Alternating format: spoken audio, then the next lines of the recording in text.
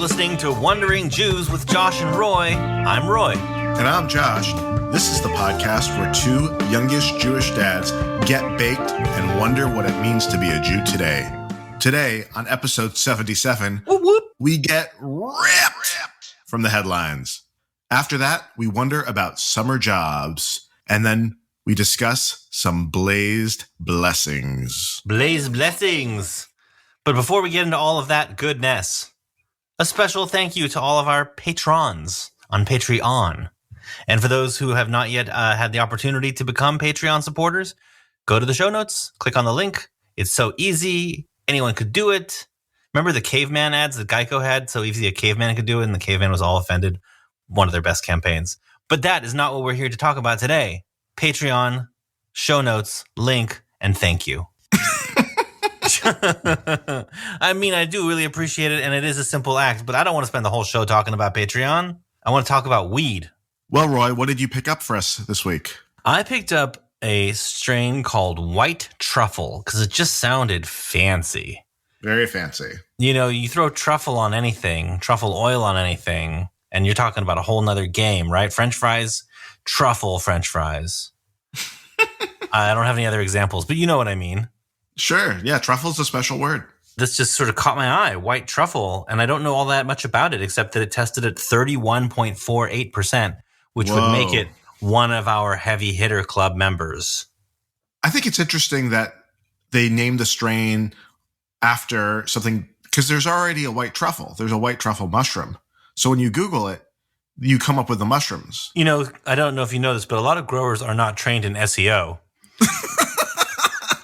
They're not approaching the strain name from a search engine optimization framework, but they should, and I guarantee you that the new and big and hotness companies are. That's for sure. Well, let's pop this canister open.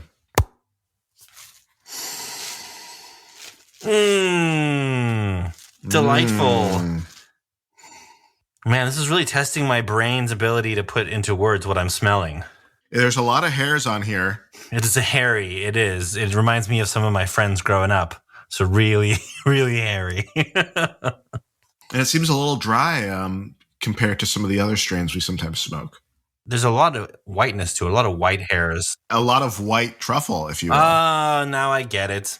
Do you remember the White Widow strain? Remember there was some other sort of lineages of the white strain that had all, predominantly white hairs and so forth, crystals? Mm-hmm. It doesn't have a sort of a distinct any one particular note coming through. It just smells really nice. Like if you were at a party and you popped this canister open and offered somebody to take a whiff, they would be like, "Oh, that smells good." So that's all I can say. It just smells good. Not diesel-y, not piney, not lemony, not earthy, not a million other E's, but just good. On that note, Josh, what does the internet say about white truffle cannabis? White truffle is an indica-dominant hybrid that is the type of gorilla butter. The strain produces a quick-hitting head high that will clear your mind of worry. Eventually, these effects can be felt throughout your body, leaving you in a relaxed trance. Consumers have enjoyed White Truffle's weed, described the high as calming and slightly buzzy. This strain is best when enjoyed after a long day of work or during the evening hours to relax and unwind. White Truffle features a savory and earthy flavor profile accompanied by a mild skunky aroma. Mm-hmm. Medical marijuana patients choose White Truffle to relieve symptoms associated with stress, fatigue, and according to growers, this strain will flower into a dense spade-shaped buds with deep purple foliage that almost appears black.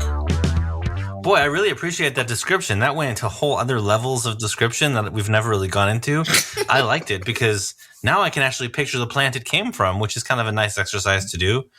I love those weed plants that have really, really dark leaves, almost black leaves. Those are beautiful plants, in my opinion. Well, now that we know what this white truffle looks like, let's find out what it feels like. We'll be right back.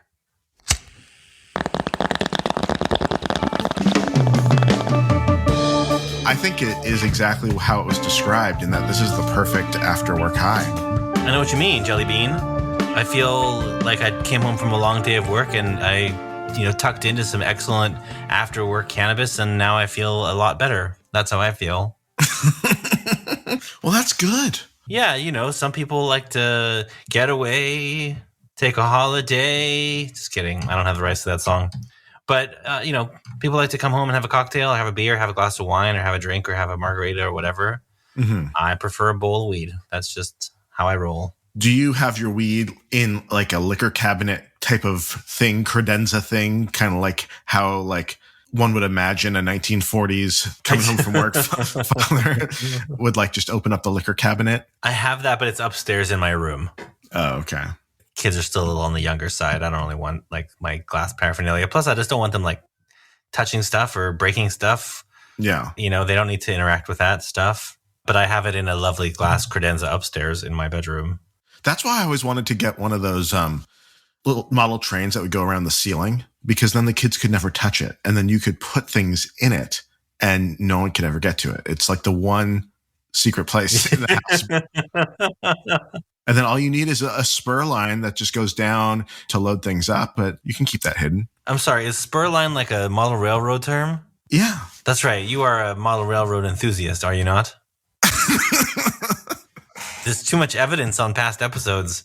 You love them. I love reading the magazines. That's the funniest part. You know what else I like reading? The headlines? Rip from the headlines. The first headline is from the Oregonian, and the headline is, Oregon ban on synthetic cannabis products will be nation's first. And this is a story about the synthetic CBN, which is like the drudge. Not the Christian Broadcasting Network, the other CBN. It's like, how there's CBD and all these other different sort of compounds. The CBN is sort of not sort of central to the plant, but a lot of products are used like those gelatins and things like that. You can sell them in places that are allowed to sell CBD, but not THC, like grocery stores, for example. Yeah, absolutely. So in Oregon, they want to sort of make it so you can only purchase that stuff at a cannabis dispensary, not just at the supermarket. Where right now, if you go to the supermarket, it's like CBD everywhere. CBD, it is CBD everywhere. I went to the mall by my house. There was like a CBD store in the mall now. Is it a kiosk or it's actually in No, it's like a store. It's like a real storefront store. It's like a pretty good one. Oh, man. Washington Square Mall. That's a nice mall. Interesting. Crazy, but true. If you're ever in the Tigard, Oregon area, y'all.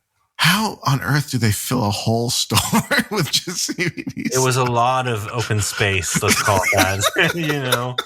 It's like, do we need all of this store for this 3-shelf structure here?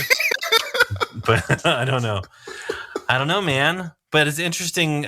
Remind me, did the article get into why, in particular, Oregon wanted to ban that particular compound? We cover all the stories, Roy, right? We do. We just don't remember it. And we've talked about like the Delta 8 THC and things like that. And so they put all the synthetic stuff together to make a whole product, and it's just not regulated. Like they test it for pesticides and all this other stuff, but they're not regulating the product. You know what they say? You got to keep it regulated. The company they're talking about, this Wild, have you ever had those gummies? Those Wild gummies? Yeah. Who hasn't had Wild gummies? They're delicious. They apparently are the number one selling type of those CBD gummies. And it says in there that the New Season Whole Food Market is like, 20% of their sales is just in that store. So they would like lose out if this goes down. No doubt. That's wild. No pun intended. I'm not a big fan of the ban it mindset. The ban it mindset is what created prohibition, which we just spent the last 80 years overturning. 80 years. That's how long it took to overturn it effectively. The idea of introducing bans on other things right now, when we know that the whole concept of bans just creates black markets, which creates violence and cartels. And, we know this. We've seen this movie. Yeah. Same thing's happening at the federal level right now, where the Biden administration is talking about, banning menthol cigarettes or lowering the nicotine levels. Anytime you are messing with the market, you are creating an incentive for somebody to cheat your new rules. It's just bad governance. It's not even a moral issue. It's just bad governance.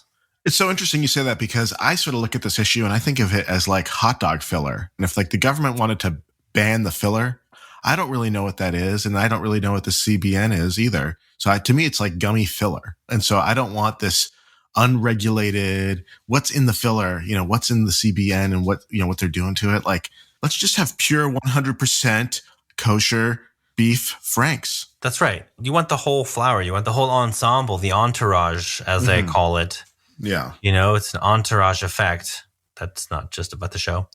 We'll wait and see what happens in Oregon and see if it kind of has an impact or if it even gets through, because that's, a big impact of real companies here that are making sales. And they've got a voice now, it's no longer black market. They've got lobbyists and everything. They sure do. The next headline, Roy, is from the St. Louis Jewish Light. And the headline is 2 baby leopards born at St. Louis Zoo. So what's so Jewish about them? The listener at home needs to understand that we cut another headline from the St. Louis Jewish Light, which was basically just the mission statement of one of the social service agencies in St. Louis. And it just seems like there's not a lot of headlines in St. Louis to cover. It is a content black hole. And we are all just sacrificing little nibs of ideas and stories into it on a perpetual and expanding basis. Like the universe itself, the black hole of content expands and expands, and it just starts sucking in mission statements. Let's talk about these leopards. I didn't realize that they were endangered and all the Jewish connections to leopards. Well, I know that leopards have a very prominent role in the Torah, but what other connections to leopards do we people have? I mean, I think we like the print. Could you imagine a leopard print tallis, like a statement piece in Boca? Oh man, I'm happy for the St. Louis Zoo, and I'm happy for these 2 new little leopards. If you're going to be in a cage, let it be a nice cage. The next headline, Roy, is from the Times of Israel, and the headline is: in the U.S., some fading reform and conservative synagogues go Orthodox to stay afloat. This is the story of the success of the Chabad house model. I get it, though. It says that 1 in 5 Reform synagogues and 1 in 10 conservative synagogues, have gone under in the last so many years. So, as we know, what are they going to do with these buildings? They got to give them to someone. Right? They got to give them to someone.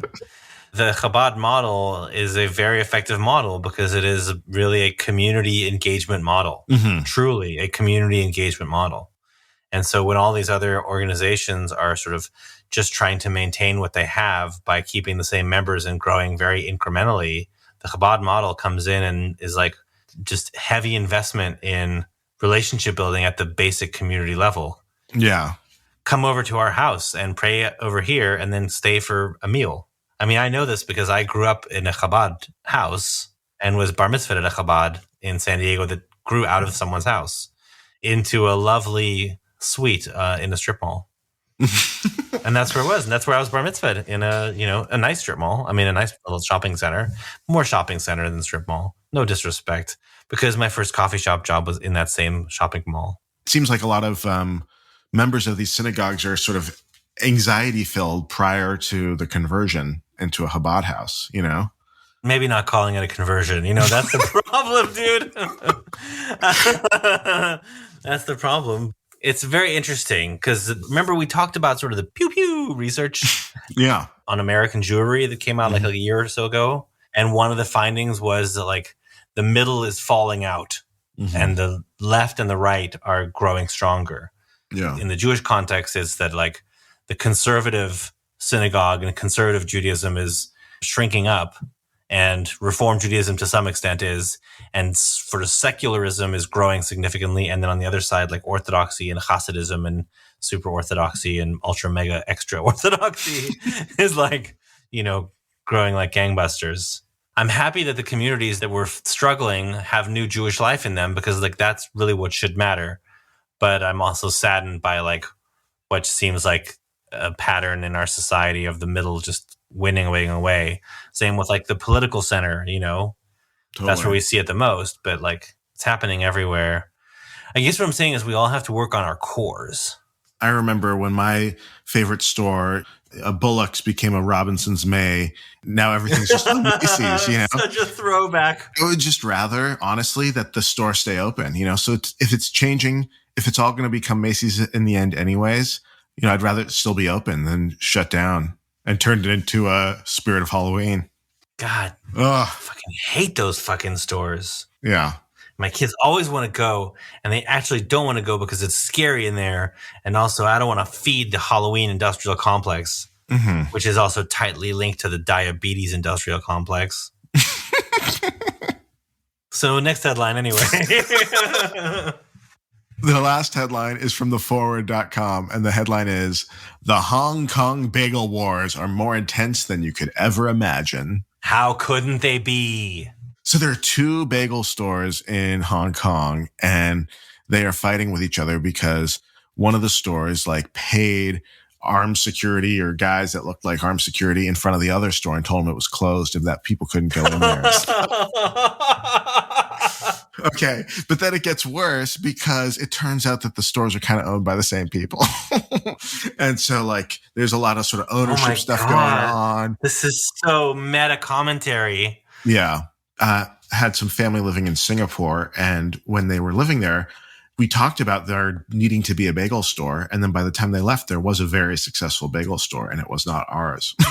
You could have been the bagel king of Singapore. I could have been, but now there's another king and queen, I'm sure. But I think that there is a market for these bagels all over the world. Clearly, because bagels are delicious. And I love that there's two bagel shops in Hong Kong and they're battling each other. It's just how it's meant to be. But since the story took off, I guess both of the shops are accused of offensive Jewish cosplay. One of them says grab life by the matzo balls. They're very kitschy. You go into these donut shops and it's very kitschy donut shop. It's the same thing, but with Judaism. Is it particularly an American part of Hong Kong? Mm-hmm, it is in Kennedy Town. Kennedy Town, exactly, which is funny. That Hong Kong has a little America. I never really realized that it had a little New York or a little America. But it would make sense that if it had a little New York or a little America, that it had a bagel shop. And that bagel shop would be kitschy and ridiculous. Let me read you one quote from the story. "The restaurants are, quote, part of a Hong Kong genre of restaurants that use sex and race to mock and mimic authentic ethnic food cultures for expat, wealthy local, and finance bro customers," tweeted a Hong Kong-based historian. The historian is calling them finance bros. I mean, here's the thing. I don't care if the shop is kitschy. How are the bagels? Let's get down to tachlis, as we say in Yiddish, to the matter at hand. Are the bagels good? Is the schmear good? Are they making whitefish salad? What's their game? Are they doing lox? Mm-hmm. What's going on? There must be a good lox game there. I would think so. It's a lot of fish eating happening. Well, shit. If we are ever in Hong Kong, I'm going to check it out. But if anybody who happens to listen to this show has been to Hong Kong and has any familiarity with either of these bagel shops, please hit us up. We will talk to you. Have you ever traveled internationally? And, American breakfasts are so different than breakfasts all over the world. And when you travel, sometimes the pastry just isn't good enough for you. You want something a little bit better, And so it's good to have a bagel store. And it's good to have a bagel story because we never miss an opportunity to talk about bagels. So, Roy, I have to ask you, how high are you? Wonderfully so. If Willy Wonka smoked weed, this is what Willy Wonka would smoke, white truffle. Are you feeling high off the ground right now or very well grounded? What are you feeling right now? I'm feeling pretty grounded. I don't feel sluggish or droopy or sunset cidery.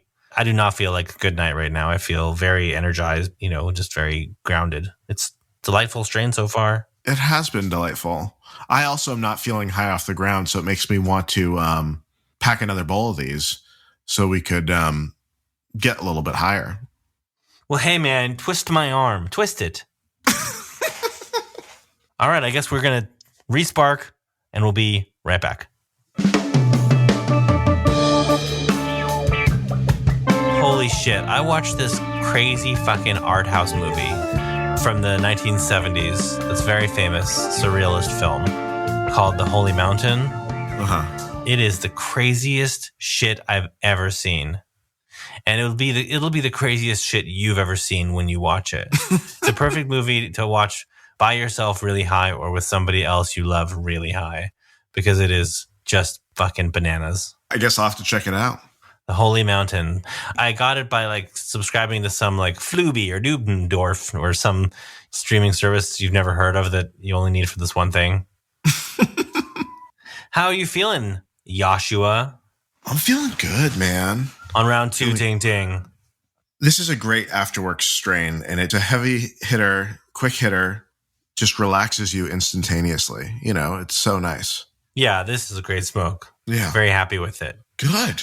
You know, you never know sometimes. You never know. You go to the shop, you pick a strain based on nothing. You know, you come home, you roll the dice. What you got? This time it came up whatever the numbers are that are good. So I have to ask you, Roy. Go ahead. What you wondering about? Oh, so, you know, like summertime is here. Thank the Lord. I love the summer. And one of the things that I think about when I think about summertime is I think about all the summers past and how summers have changed as I've gotten older. And one of the things that has been consistent is like working in the summer. So now I work full time, so I work year round and it doesn't make a difference. But when I was younger, like I was definitely getting summer jobs as soon as I could every summer. And I had some crazy ass summer jobs. And I know that you also have been a working man since you were young. Maybe it's because I didn't want to be at home, but I have always liked working. There's a through line here. What was your first job? Well, there was a period of time when I was probably 14 and my stepfather owned a video store and I had to get a work permit to work there. In Santa Monica? No, it was in the top of Beverly Glen. Like on the top of the hill, there's a shopping center at the top of Beverly Glen. Oh, yeah.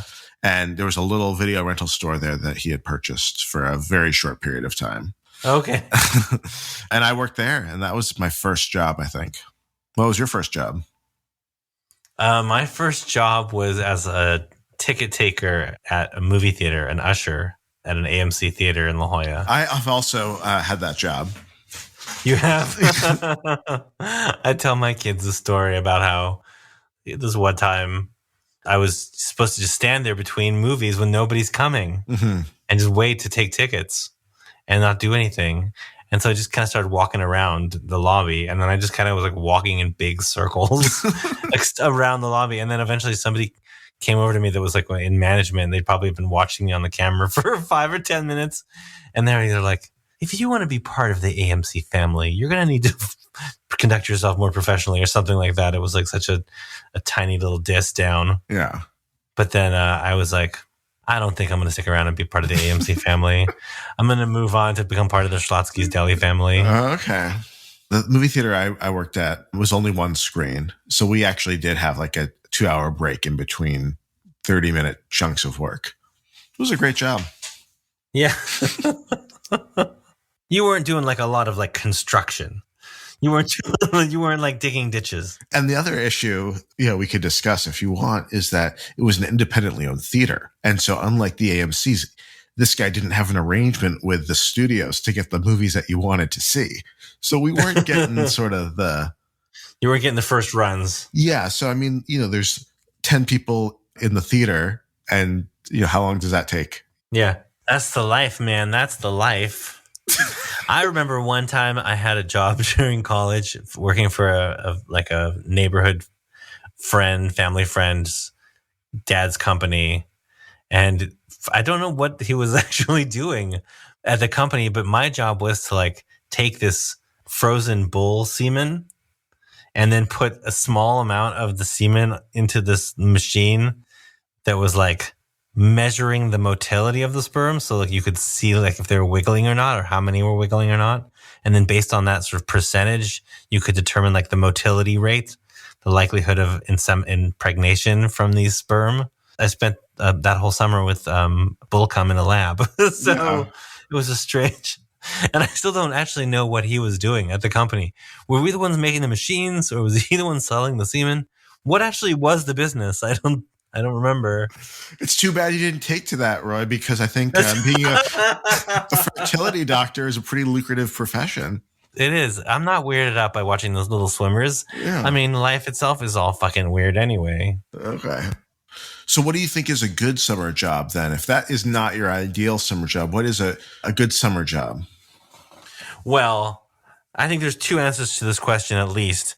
One is as a parent now and sort of what I'm encouraging my kids to do. And then the other is like as a kid, what sounds the most fun to do. Mhm. Those are the two different answers in my head. Okay. I care less about like where they work. I more care that they work and that they like, ideally it be in some sort of like customer service, food service, retail service. You know, you start at the bottom. That's the bottom rung is like, and also teaches you so many important skills that you're going to need in your whole life that like when we were younger and they were telling us these things were skills, we just kind of rolled our eyes and went back to work, you know? But it turns out they were not wrong because they are now us. We are they. I think the ideal summer job for someone who is just starting out is a job that sort of ends at 7 p.m. or 7:30, because then you're sort of like working this afternoon thing and you're working 3 days a week, and then you can go out with your friends, but then you kind of have a lot of sort of separation from your parents that are still working. True. So it's sort of like a good sort of like faux separation that is probably healthy at that age. You want a shift that sort of goes from like 11 to 7 or 1 to 7 or something like that. Yeah. Totally. I worked as a lifeguard a couple of summers. That was like, you know, long stretches of boredom punctuated by moments of interestingness. A kind of a boring ass job, but also kind of a fun job. When I was a lifeguard, I was the only one, or I got good at or something, testing the pH levels in the pool. For some reason, I was the only one who like did that, you know, and so that was sort of my real job. You were the water boy. Yeah, I guess so. When Waterboy came out, did you have an instant connection to it? Probably. Do you love Waterboy, the Adam Sandler film? Not particularly. Really? You don't think it's funny? It's so fucking so dumb. The way he's been able to like make stuff that is just painfully dumb and also heart-filled, like and funny. It's a strange sweet spot that he rides. I do think, though, that the ultimate summer job right now would be at a dispensary. If you could get that shift at a dispensary and then you're just sort of like, that would be pretty nice. I bet they don't allow high school students in there. Yeah, probably not high school students. Probably a good college job and probably not a great high school job. I don't know. I mean, I would just tell them to get a job anywhere, just doing anything, a coffee shop, a bagel shop, a donut shop, or brave the mall, you know, get a job in the mall and then become one of the mall rats. Yeah. Which is, you know, and I mean that term with endearment, but also a little bit of scorn, as is appropriate. Yeah. I'm endlessly fascinated by the whole shopping mall culture. Not the culture like of people who go to shopping malls, but like the society that is created in like every shopping mall. You know, every shopping mall is like a whole city. It's got the store people, it's got the infrastructure people and the facilities people, and it's got, you know, the security people, and it's got all kinds of people at all different intersections of the world. Yeah. And they're all interacting together in this building. Yeah. And it's kind of fascinating. Yeah. It's a little mini society. You know, just like if you go into a hospital, that hospital is a mini society. Right. Thousands of people work there. Tens of thousands of people engage with it. It's like a real thing.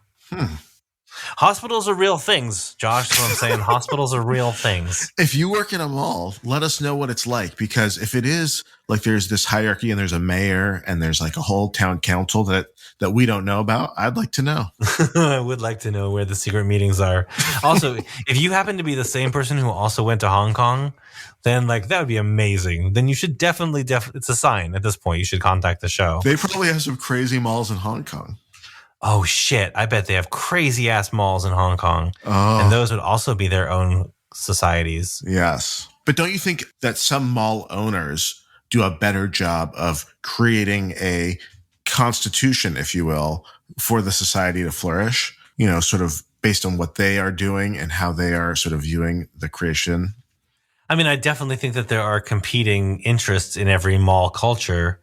Different people have different visions of how things should go, and there's battles in politics. You know, that's what I mean. Like Abercrombie and Fitch is probably in like a secret alliance with like the Lego store, because the owners both have the same point of view about what to do about the water fountains. Right. So there's like all of these secret undercurrent relationships and connections, and the customers are really just kind of like water flowing through the building, bringing money, which powers it, and then kind of moving along. Do you think that the parking lot is considered like the suburb of the community? And do you think that if there's like a crime committed out in the parking lot, someone in the society, so it's like, oh, well, that's far from me. I don't care about that. Like it's sort of they adopt sort of the same things that we adopt in our societies. I mean, I don't know what their stance is on parking lots, but I do know this. There's a lot of opportunity for murder and intrigue in the shopping mall culture. There's a lot of drama playing out in those stores. If you've committed a crime in a shopping mall, let us know. You know what? I don't even think that the police have jurisdiction. I think only the mall cops have jurisdiction over murders in shopping malls. Yeah. That's a fact. If there's a murder in a shopping mall, the mall cops have jurisdiction. Isn't that crazy?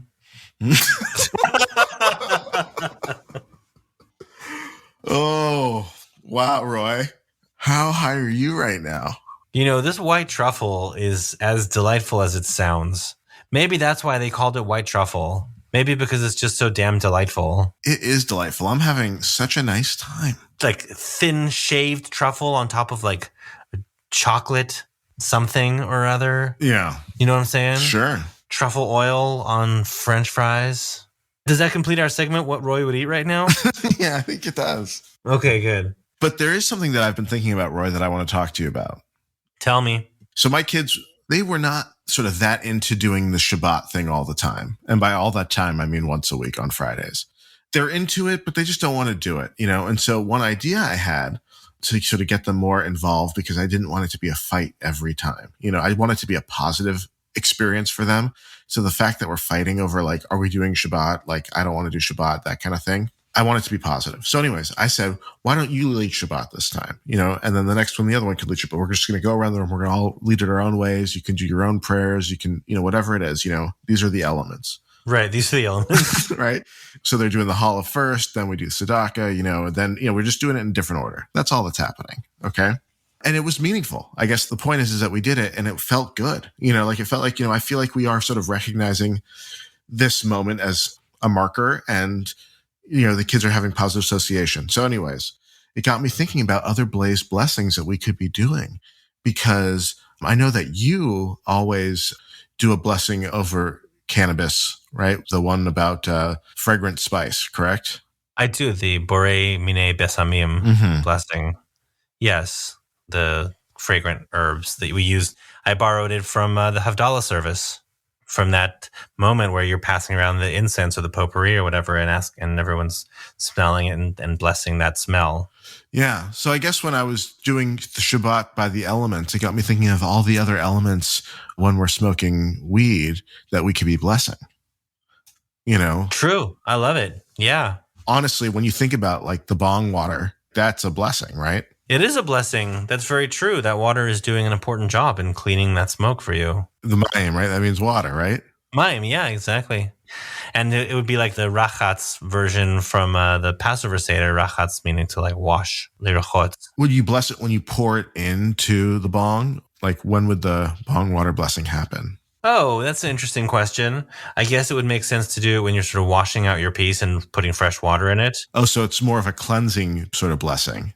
Yeah, well, you're washing it out. You're cleaning out your bubbler or your bong or whatever. And as you're cleaning it out and you're washing out the water and you're washing out the dirty water and getting it ready and you're filling it with clean water, you can sort of bless that water for the work it's going to do, and what it does for us every moment of our life, which is to cleanse us all the time. What about wrapping a joint, Roy? That seems to me like it could be a blessing. We already do wrapping blessings, right? We do. And you don't mean that we wrap our blessings. No. But you mean that there are blessings literally for things that are being wrapped. Right, around like our arms and stuff. Yes, exactly. Yeah. Exactly. The blessing for the talis, for the talit, that you put around your shoulders and you bless the experience of, oh, I'm so terribly sorry. Hey, I'm in Hong Kong. No, I'm in the middle of a story, man. Call me back. These listeners, they're so good. Oh. We put the talit around ourselves, and when we say litatef, to put on the talis. I know that we say a blessing when there's something new, but like when you smoke with a new person, should you be saying a blessing? Every time I smoke with somebody for the first time, particularly if that person is Jewish and is open to it, I offer a shehechianu. the blessing for new experiences and new moments and sort of culminating moments. Mm-hmm. Actually, my aunt, who lives in Israel, she was in the United States visiting my parents, and I smoked with her, and she's 72, and it was the first time she'd ever smoked weed. Really? So it was the first time she'd ever smoked weed, and it was the first time smoking with me, and it was the first time I'd seen her in like 20 years. Mm-hmm. And so like this person who I knew 20 years ago was like just like a distant family member is now like this cool lady that I'm hanging out and smoking a joint with for the first time. So that was definitely a Shehechianu moment that she joined me in. Absolutely. Yeah. And then, wrapping the joint, you mean like literally like rolling a joint and making that blessing. The tongue could be part of the blessing. It could. At the end. Yeah, maybe just keep away from my joints, man. I don't know what the fuck you're doing there at the end. You don't need that much moisture. Oh. It's for the ASMR fans out there. ASMR fans who are also self-loathing. Oh man, did you listen to that podcast where that guy made that one sound? It was disturbing. I couldn't stop playing it. Oh. Yeah, no, I think this is a rich topic for investigation and continued thinking about. At the end of the day, cannabis is a lot of things. It is also a sacrament. It's a blessing. It's a tool we can use to bless other things. And it's a thing that we should be blessing because it is a blessing. Imagine if we did not have it. Imagine if cannabis did not exist at all. And it just wasn't an option. There wasn't a plant like it at all. It just didn't exist. You smoke tobacco or very sort of, fringe dandelion, dried dandelion herbs or some shit like that, Yeah. You couldn't smoke anything like cannabis. That would be a real bummer of a world. It's a much bigger blessing of a world to live in a world with cannabis. Absolutely. Amen. Amen, amen, amen.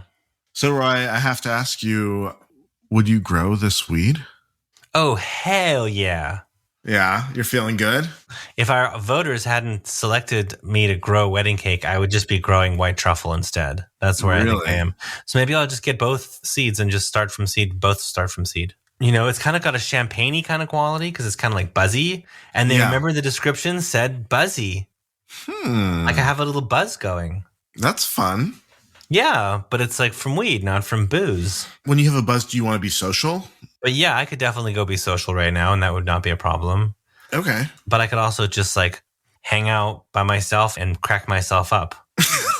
Sometimes I just do that. Sometimes I just like to be with myself and get real goofy. Yeah, that's always fun. True story. No pictures. Would you grow this, Josh? I think I would. This is one of my favorite strains in a long time, honestly. And it may be because it is a good after-work strain, and we're recording this podcast after work. And this was grown by Focus North in Oregon. Focus North. Maybe what we need to do is we need to take a look at some of the other things they grow and see if they're consistently good across strains. Is it a grower thing or a strain thing? That's how I would advance my research on the topic. Maybe we should do that from now on and just go deep with that grower. We could do that. If we did that, then I'd want to have that grower on and talk to them about their plants. And I can't imagine a grower wouldn't want the opportunity to talk about their product. We have homework for the next 2 weeks. Damn, look at us. We're going to do it. I sang it on the pod. Delightful, delightful strain. White Truffle, check it out. Pick it up. Definitely available in the Portland area. Don't know about where you are. If you're enjoying the pod, rate, review us, subscribe, do all those things. And until next time, I'm Josh. I am still Roy. Keep wondering.